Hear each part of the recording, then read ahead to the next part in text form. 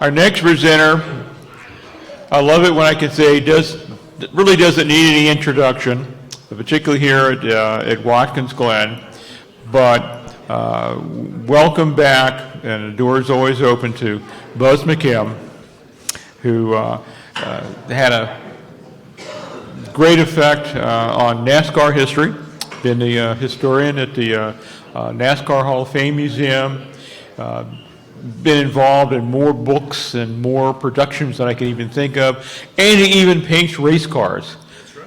That's how I got started. And also was a very important role in the archives of NASCAR. So, Buz, it's yours. Take it away. You're going to be talking about an interesting topic, one that always is a little interesting to hear about from different perspectives, and that is Bill France and the origins of NASCAR.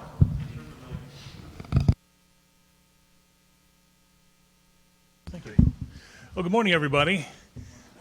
Thank you for having me. We appreciate that. And I headed up the archive department at Daytona for a number of years, and then went over to the NASCAR side and was the director of statistical services for a while. And then I was able to go to Charlotte and become the historian for the NASCAR Hall of Fame when they were just breaking ground, basically. So it was my job to go out and find all the items that were in the hall. That was an interesting tour. That was like 3 years of nonstop treasure hunting, and that was really, really cool. But today we're going to be talking about Bill France and the founding of NASCAR. And Bill France, it's hard to imagine how one person can have such an effect when you think about how big NASCAR is and what they started out with. And Bill was William Henry Getty France, was born in 1909 in Washington, D.C. He came from a line of bank clerks. And his dad liked the name Getty because it meant strength and power and, all that sort of thing. And ironically, Bill turned out to be 6'5", and he didn't like basketball. So that was kind of strange. And he loved motors, loved motorcycles, he loved race cars, he wanted to drive in the Indy 500, and he was kind of a black sheep of the family because of that, and he wasn't following the family line. So he decided he was going to do it his own way, and in his book, Herb Branham, H.A. Branham, in his book, Big Bill, The Life and Times of NASCAR founder Bill France Sr., wrote about some of the heritage of the France family. And it says here, Big Bill seemed appropriate indeed when viewed within the context of his ancestry on his mother's side. His 8th great-grandfather lived life large, to say the least. That was James Graham, the 5th Earl and 1st Marquis of Montrose, known in Scottish history as the Great Montrose. So Bill was directly related to the Great Montrose. So people were expecting great things out of him. Graham, in the 1600s, he was a Scottish nobleman and a soldier who fought for Charles I as the English Civil War developed from 1644 to 1646, and again in 1650. He was renowned for his spectacular victories, taking foes by surprise via superior battle tactics, and he was renowned. Now, he must have really pissed off Oliver Cromwell that he was fighting with, because he was known for being beheaded by military dictator Cromwell's troops in 1650, and not only was he beheaded, but his body was cut into 4 parts and sent to 4 major towns in Scotland, so he really got under some people's skin. And so 10 years later, when the monarchy was restored following Cromwell's death, King Charles II took the throne, and James Graham's body parts were actually collected and buried with great ceremony at St. Giles Cathedral in Edinburgh.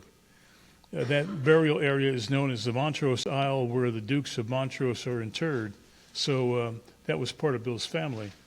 And he, like I said, all he wanted to do was drive. He wanted to race. When he was 16, he took his father's car to the Laurel, Maryland racetrack. This was a 1.25 mile track. It was a board speedway, and it was made out of 2x6s laid up on edge. The board tracks were all the rage back in that part of the century, and the motorcycles and the Indy cars of the era raced on those boards. And they had 48-degree banks on that turn. Now, Daytona's only 31 degrees, but 48 degrees, and Bill got to know the people at the track, and they would let him take his dad's car around the track, and his dad got all PO'd and went over to the Ford dealer and wanted to know why his tires were wearing out so quick. And Bill never bothered to tell him. He was out there playing hot laps.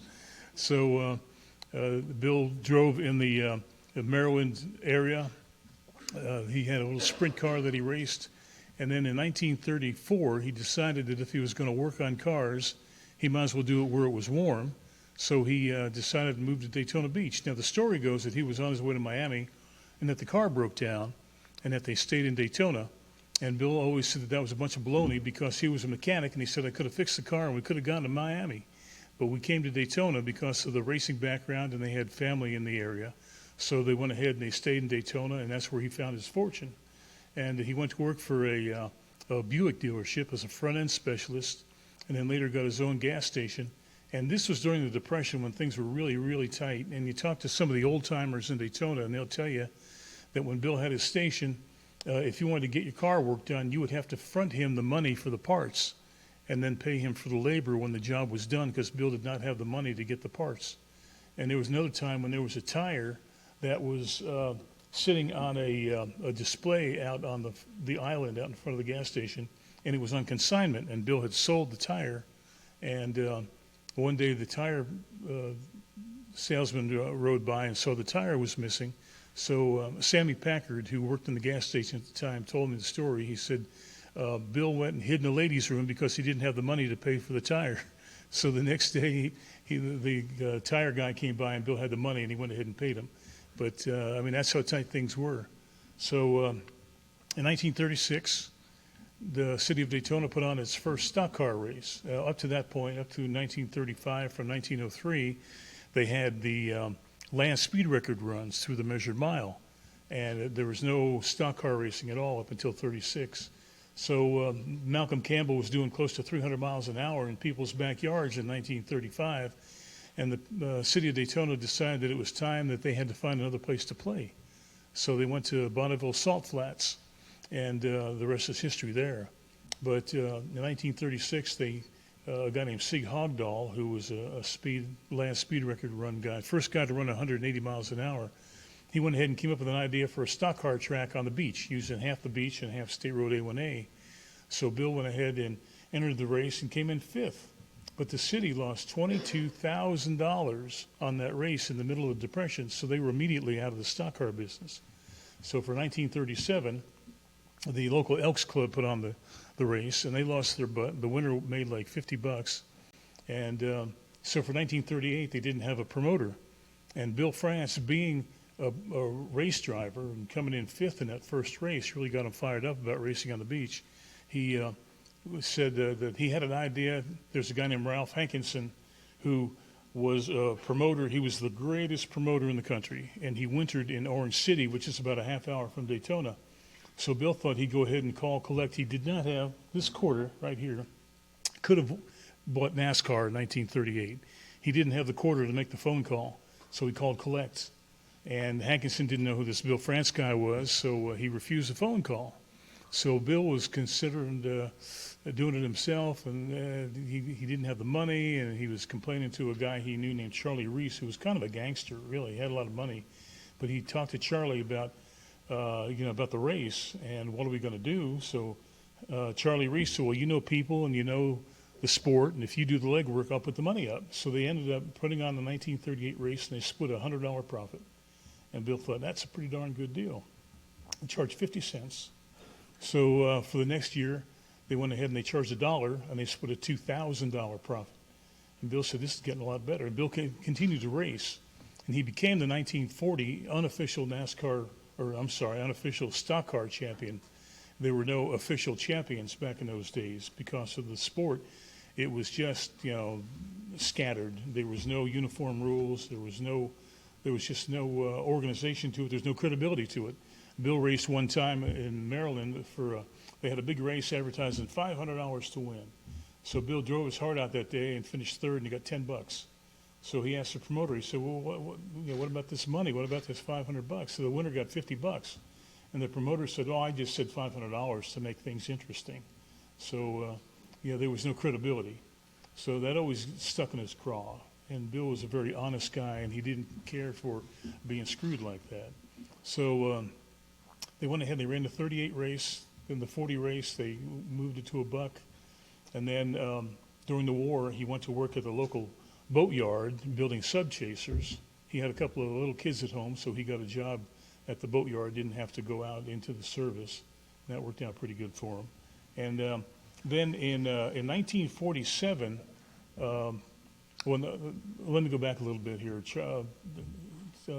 Bill went ahead and continued to race until 1946. Then he quit driving, and he went into promoting full time. And he got an idea for a race up in Lonsdale, Rhode Island in October of 1947. There was a guy named Bill Tuthill who was a great promoter in the Northeast. And they came up with an idea for kind of a North versus South. Tuthill's guys against Bill France's guys. And this was a third of a mile high-banked asphalt track. And nobody thought that it would ever work because stock cars had never been run on asphalt. And they figured there'd be no passing, and maybe you might get 500 people to show up if you're lucky. And so they went ahead and charged $1.20, and they got 9,000 people to show up for this race. So Tuthill and France decided that if this thing became organized, it could be something really special. So they went ahead and they had an idea to bring some credibility to the sport. And in December of 47, just 6 weeks later, they had a 4-day series of meetings at the Streamline Hotel in Daytona. And they banged out the rules, and they selected the heads of different committees and all that sort of thing. And they came up with NASCAR. So for that deal there, Bill gave a stirring speech. In fact, it's so stirring that it covers one whole wall in the Research and Development Center there in Charlotte. And the way he worded this is pretty amazing. He says, stock car racing has got distinct possibilities for Sunday shows, and we do not know how big it can be if it's handled properly. We can go the same way as big car racing, Indianapolis, and I believe stock car racing can become a nationally recognized sport by having a national point system. Stock car racing, as we've been running it, is not, in my opinion, the answer. We must try to get track owners and promoters interested in building stock car racing up. We're all interested in one thing, and that is improving the present conditions, and the answer lies in our group right here today to do it. So with that, he was awarded the position of president of NASCAR. Tuthill became the executive producer, the executive secretary. And so the interesting that NASCAR was not the first name. There was an acronym that they wanted to call the organization. And then after the first vote, somebody realized that there was a group in Georgia that had the same name. So they had to go back and come up with a different name. So Red Vogt, who was the first superstar mechanic, he built all the moonshine cars and all that stuff. He came up with the name NASCAR, National Association for Stock Car Auto Racing. And a lot of people didn't like it because they said it sounded like NASCAR. And but then on the second reading, they went ahead and they adopted the name NASCAR, and that was in December of 47, and it was incorporated in February of 48. And right from the beginning, it was great. They came up with a uniform set of rules. They came up with a point fund. They came up with a national champion. I have an entry blank from High Point, North Carolina from 1941, and on one of the lines it says, "Just call yourself whatever you want. We're just looking for good stories for the newspaper." So, you could say anything you wanted to back in those days, and it really didn't make any difference to anybody. So Bill went ahead and they did away with that sort of thing, and he brought credibility to the sport. And it's funny how he talked about Indianapolis and the big car racing. And so here are these guys, they're a bunch of hillbillies, a lot of them, and didn't have two nickels to rub together. And they're talking about being as successful as Indianapolis, and that's just about how it is now. In 1965, Bill said that NASCAR would be as big as the stick and ball sports by the turn of the 21st century, and he didn't miss it by much. And he was a visionary, very much a visionary, and pretty amazing guy. Very, well, I'd say he was 6'5", very booming voice. He knew who to schmooze and how to schmooze him. And he was the major guy in that regard. And he got an awful lot of friends that way. He was very honest. He was very charming, and he could talk you into anything. There's a lady that is working in the ticket office at Daytona Speedway, Lightning Epton. She's 103 years old, and she still goes to work every day. And she's been working for NASCAR since the 1950s. And that's the kind of loyalty that Bill instilled in people. And it's pretty amazing to see how things grew up over the years and what NASCAR has become. And now they're even talking about the space deal, too. You know, they were talking about yesterday about Lidos. So there's no telling how far NASCAR is going to go. They had that car go to Le Mans this year. That was very interesting. And in fact, the guy who is in charge of all the parts for that car is going to be on our radio show this next Friday. And it's quite an operation there for sure. But let me tell you in closing what kind of guy Bill was. In 1972, they had the race at Talladega, the Talladega 500. And Bill talked to a fellow named Lynn Hendershot that worked for NASCAR. He gave Bill the entry blanks and said, divide the prize money up into 60 spots. And Lynn said, why 60? He said, we're going to run 60 races or cars at Daytona or at Talladega this year. And he said, well, I think you're making a big mistake. And Bill got PO'd. He didn't like being told he was wrong. And he said, Lynn said, we've had a lot of problems with Talladega with only 50 cars.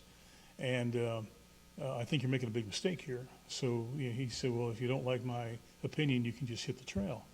So Lynn went ahead and divided up into 60 spots. And during the race, they had a huge pileup on the backstretch. And it destroyed about half the field. And Bill needed those cars to make his next race. And everybody was racing on a shoestring back in the 70s. There was only a couple of cars that really had a big budget and big sponsors and that sort of thing. So everybody was running, kind of foot to mouth. And so Lynn said, I'm sitting up in the press box, and all of a sudden I get a tap on the shoulder, and it's the tall man. That's what they called Bill around the track, the tall man. And he said, the tall man said, we need to go for a ride. So they got down to Bill's station wagon, and they went down into the pits, and Bill went ahead and wrote a check for every one of those wrecked race cars because he knew it was his fault that those guys got tied up, that got all tore up. So it cost him, but he did the right thing, and he had a full field for the next race. But he told Lynn, he says, do me a favor, don't ever tell me I told you so. But that's the kind of guy he was. He was extremely benevolent and very much a civic-minded guy, and he certainly has made things interesting. He's made my life interesting, that's for sure. And 6'5", he was a pretty imposing figure for sure. And does anybody have any questions? Yes, ma'am.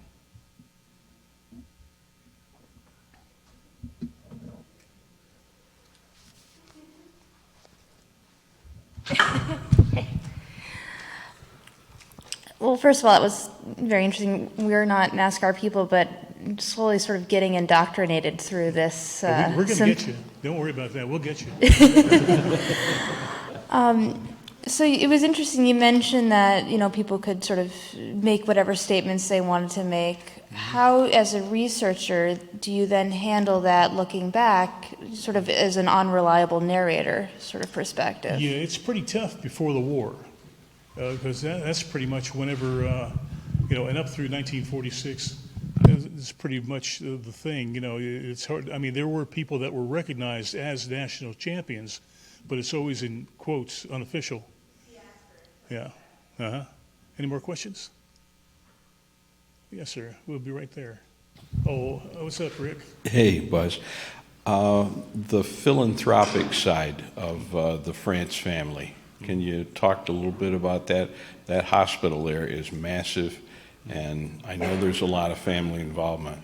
Oh, yeah, they have the France wing of the hospital there, the Halifax Hospital in Daytona, and the Betty France Tower. And they have Speediatrics, which is a special fund for kids.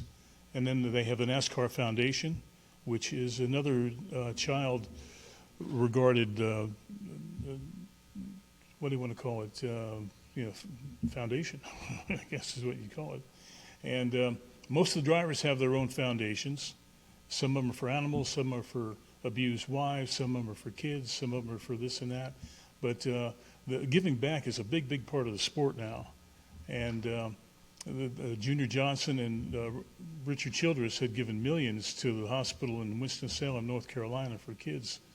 And it's just a big part of the sport. And everybody has this, I mean, they're making the money, might as well spread it around a little bit, right? Yeah. Any more questions back there? Buzz, I just want some clarification. Yes, sir. Legend has it that Big Bill showed up at the drivers' meeting at Bowman Gray with a pistol. Yeah. And the drivers were trying to essentially unionize and get better working conditions. And he stood up in the drivers' meeting and brandished a handgun and said, "I'm not afraid to use this if you continue down this path of wanting to negotiate." Is that true? Yes, it is. Okay. That's all I wanted to know. And Ned Jarrett was there, and he said it was true. He had the pistol, and he knew how to use it. And he wasn't going to go up against him. He wasn't going to have anybody mess with his baby. In fact, Mackenzie did a heck of an interesting book on that subject that he'll be talking about a little bit later on. But yeah, old Curtis, Curtis Turner was trying to get financing for his Charlotte Motor Speedway, and Jimmy Hoffa came along and said, "If you unionize the drivers, I'll give you whatever you need."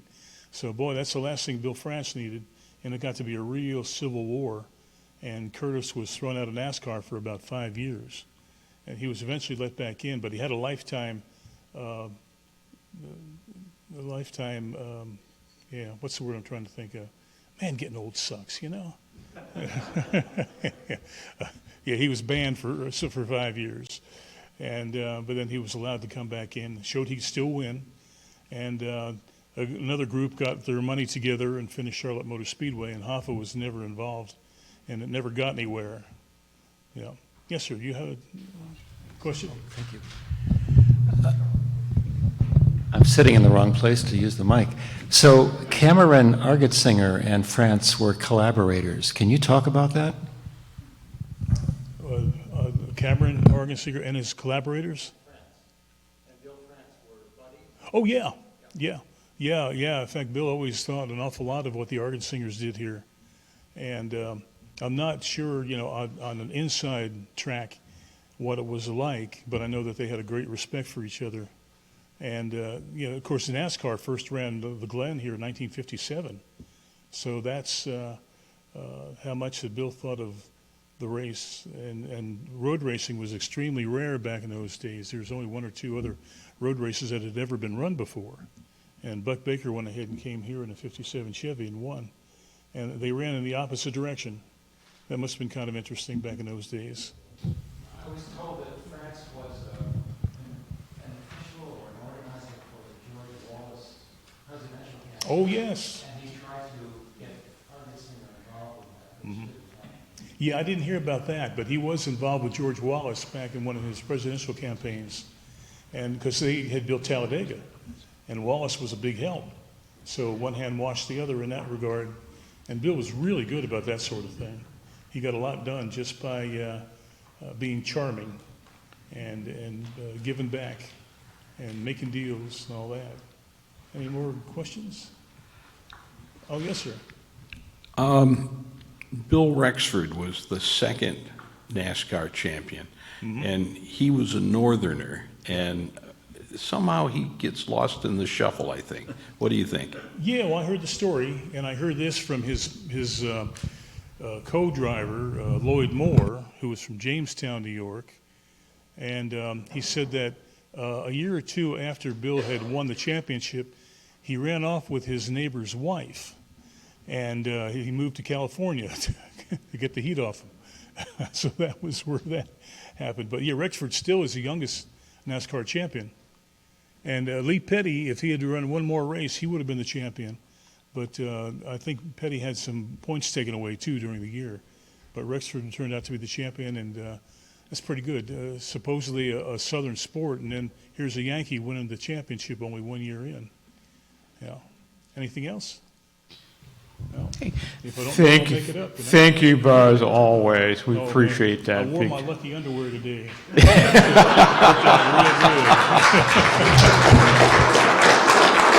you very much.